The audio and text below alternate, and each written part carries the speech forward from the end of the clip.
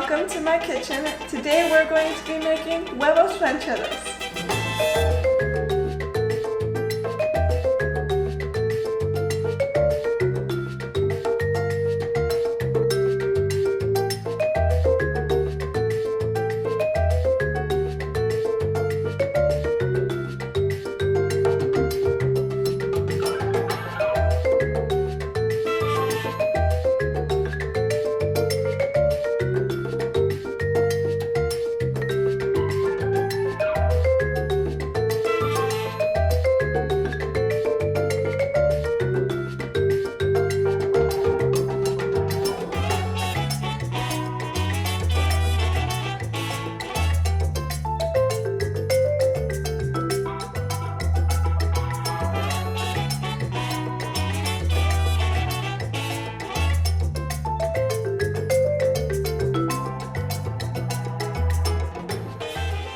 This Huevos Rancheros recipe is a little bit different than the traditional. I'm going to be making a green salsa. So the first thing to do is to heat up a comal and char the peppers, the onions, the tomatillos, and the garlic. So let's get started.